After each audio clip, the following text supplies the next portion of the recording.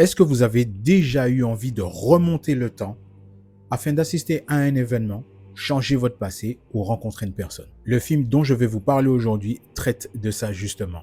Et le film, c'est le projet Almana. Le projet Almana parle d'un jeune homme qui s'appelle David Raskin, qui vit avec sa mère à Atlanta, et qui construit un drone avec ses amis, sa bande de potes, et il construit un drone qui lui permet justement d'obtenir une bourse pour entrer au MIT. Le souci, c'est qu'il lui manque beaucoup d'argent. 40 000 $ pour pouvoir finaliser son inscription au MIT. Donc, sachant que c'est un jeune homme intelligent, il décide de voir s'il peut faire quelque chose. Et décide d'aller au grenier, d'aller plonger un petit peu dans les affaires de son père qui est malheureusement décédé et voir s'il n'y a pas une idée qui pourrait lui popper afin de créer quelque chose et le présenter au MIT ou le vendre pour pouvoir se faire de l'argent. Alors, grâce à son drone, il arrive à avoir une bourse de 5 000 $. Et comme je vous ai dit, pour finaliser l'inscription, il lui faut 40 000 $. Sachant que sa mère croule sur les dettes, etc. par rapport à la maison et que le père est décédé, c'est un peu plus compliqué que ça. Mais comme je vous ai dit, il décide d'aller au grenier, d'aller regarder un petit peu dans les affaires de son père et de voir un petit peu s'il n'y a pas quelque chose qui pourrait l'intéresser. Et il tombe sur un caméscope. Et c'est à partir de là que tout part en vrille. Comme je vous ai dit, il trouve un caméscope qui appartient à son père. Et dans le caméscope, il regarde un petit peu les vidéos et il tombe sur une vidéo de son anniversaire quand il était plus jeune, beaucoup plus petit, donc avec tous ses amis, etc. Mais, et c'est là que ça devient intéressant, il y a une chose qui l'interpelle dans cette vidéo. Il se voit lui-même grand en fait. Ce qui est bizarre, c'est pour lui, c'est pas normal. C'est pas normal de trouver une cassette vidéo qui est dans le grenier, qui appartient à son père. C'est son anniversaire, en fait. Et il se voit, lui, beaucoup plus grand dans cette vidéo d'anniversaire de lui tout petit. Donc, c'est pas normal pour lui. Il y a un problème. Il se dit, il a peut-être mal vu. Mais il y a un indice qui fait que il se rend compte que c'est vraiment lui. Et l'indice, c'est le porte-clés qu'il a sur son sac. C'est le même porte-clés qu'il a aujourd'hui, qu'il retrouve dans cette vidéo, dans son sac des années auparavant, à son anniversaire. Donc là, il se dit, mais c'est un truc de fou en fait. Il se passe quoi en fait? C'est quoi ce délire? Même moi, je pense que je me serais vu dans une vidéo à mon 6e ou 5e anniversaire et que je me vois maintenant, aujourd'hui, adulte, passer en arrière-plan. J'avoue que dans un premier temps, j'aurais flippé, mais ensuite, je me serais posé des questions. Comment c'est possible? Comment je pouvais être là à mon anniversaire? Donc, de là, il se met à chercher, à essayer de comprendre, mais voilà. Il en parle à ses potes, il montre, et là, eux tous ont fait la même tête, en mode, c'est quoi ce bordel? C'est quoi ce bordel? Comment c'est possible? Comment tu peux être là, comme tu es maintenant, à ton anniversaire, quand tu étais petit? Et c'est là qu'il commence à chercher, toute cette bande de potes commence à chercher et se poser beaucoup de questions de c'est un truc de fou en fait. Alors dans cette vidéo justement qu'il voit sur ce caméscope, et je ne vous dirai pas tout parce qu'il n'y en a pas qu'un seul de caméscope, gardez bien ça en tête et je vous dirai à la fin pourquoi. Dans ce caméscope, comme je vous ai dit, il se voit à l'âge de 7 ans à son anniversaire, mais il se voit aussi en tant que jeune, enfin beaucoup plus grand en tout cas, dans cette vidéo. Donc il commence à aller au sous-sol, il y avait justement l'atelier de son père avec tous les projets. Et il tombe sur un projet qui s'appelle le projet Almana. Donc, il trouve plein de plans, il le montre à ses potes, et là, ils sont en train de découvrir qu'en fait, que c'est une machine à remonter le temps. Alors, vous allez me dire, ben, il en existe plein des films comme ça, encore un autre. Oui, sauf que là, la manière dont c'est abordé, j'ai énormément aimé. J'ai énormément aimé cette approche du voyage dans le temps. Et je vous explique pourquoi. Beaucoup de films traitent sur le sujet du voyage dans le temps avec les conséquences par rapport aux actes. Ne pas changer le passé, créer une nouvelle ligne temporelle, pouvoir disparaître si on se voit au même endroit, à la même époque, etc. Il y a plein de choses qui peuvent changer ou créer des catastrophes. Mais eux, ils décident de pouvoir tester cette machine dans le garage. Donc d'abord, ils commencent tout petit. Voilà, ils commencent vraiment tout petit avec une petite voiture pour voir s'ils peuvent la déplacer. Et ils arrivent à déplacer cette voiture d'un point A à un point B dans le garage. Donc pour eux, c'est une victoire. Ils se disent, waouh, mais c'est super. Mais vous connaissez l'humain. Ils veulent toujours aller plus loin. On veut toujours aller plus loin. On ne peut pas s'arrêter là. Je peux comprendre. On n'a pas envie de s'arrêter là, en fait. Donc, ils décident de voir s'ils peuvent remonter un peu plus loin. L'après-midi, une journée, et ils essayent. Ils remontent, ils revivent des événements. Et plusieurs choses se passent à ce moment-là. Donc, ils décident de revenir d'abord pour se venger de personnes qui les harcelaient à l'école, avoir des bonnes notes pour les devoirs. Et puis, au final, il s'est dit, pourquoi pas aller plus loin, régler les problèmes d'argent de ma mère. Donc, aller gagner les prix du loto. Tout le monde l'a fait. Trouver le loto, trouver les bons numéros pour le faire. Eh bien, ils l'ont fait et ils ont gagné le rocher. Assister à des gros événements musicaux parce qu'ils étaient soit trop jeunes ou qu'ils n'étaient pas encore nés. Ils ont fait tout ça.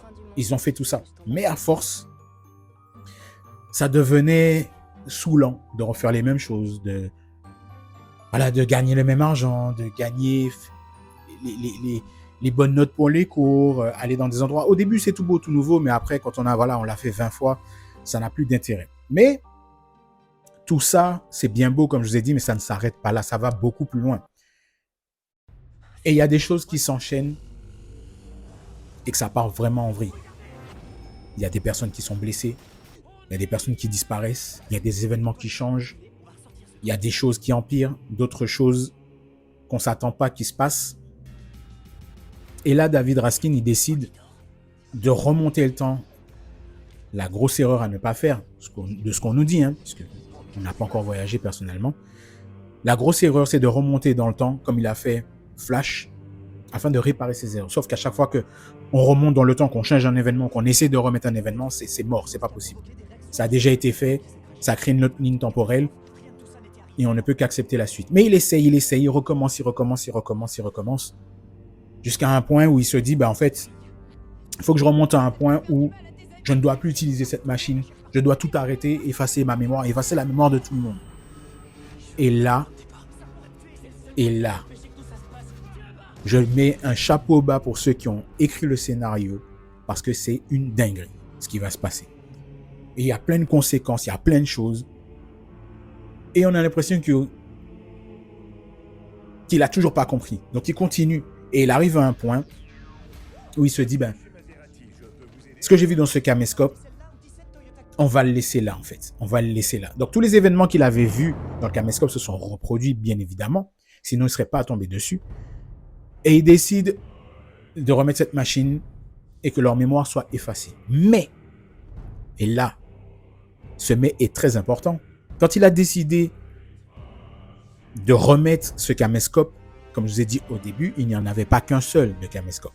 Donc, posez-vous la bonne question. S'il n'y a pas qu'un seul caméscope, qu'est-ce que ça signifie?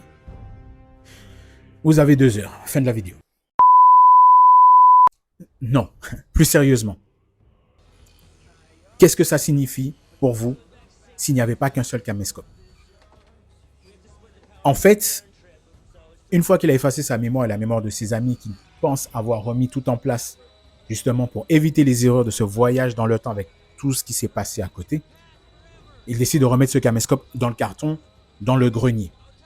Mais quand on regarde bien, il n'y a pas qu'un seul caméscope. Donc ça signifie que à chaque fois qu'il déposait ce caméscope en effaçant sa mémoire, il reste bloqué dans une boucle. Et cette boucle, c'est qu'il efface sa mémoire, qu'il ne se rappelle pas d'avoir déjà fait ce voyage et recommence à chaque fois.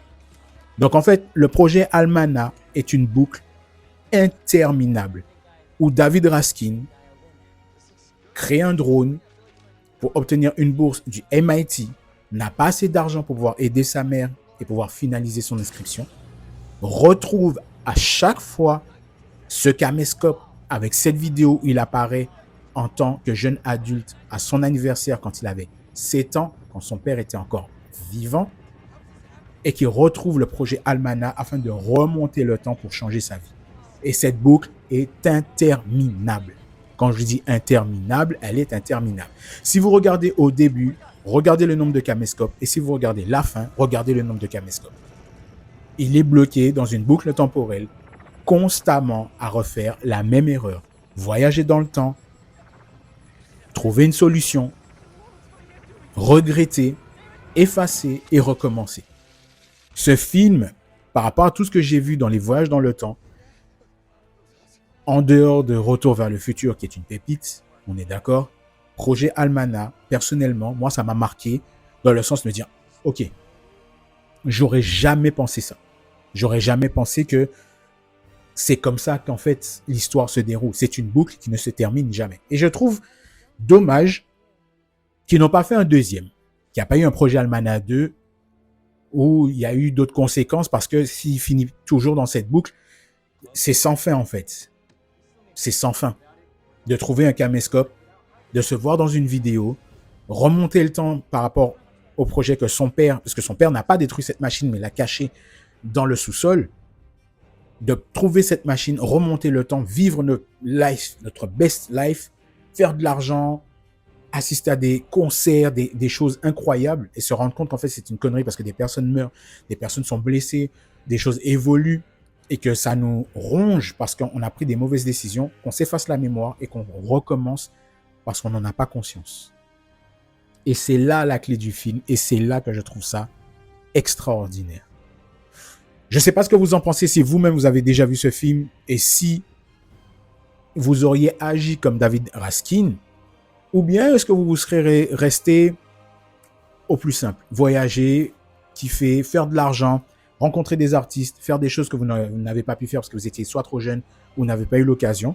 N'hésitez pas à me dire en commentaire ce que vous en pensez et surtout qu'est-ce que vous auriez fait si vous-même vous auriez été à la place de David Raskin dans la même situation que lui, en vous laissant soit un indice pour ne pas recommencer, ou bien vous serez aussi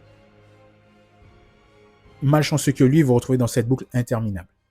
J'espère en tout cas que cette vidéo vous aura plu. Je vous redonne le nom du film, c'est le projet Almana. Donc il est disponible sur les plateformes de streaming, mais payant. Sinon, pouvez-vous le procurer en Blu-ray sur Internet, bien évidemment. Et comme je vous ai dit, n'hésitez pas à laisser un pouce bleu, à partager la vidéo. Et puis on se retrouve bientôt dans une nouvelle vidéo sur YouTube. Ciao!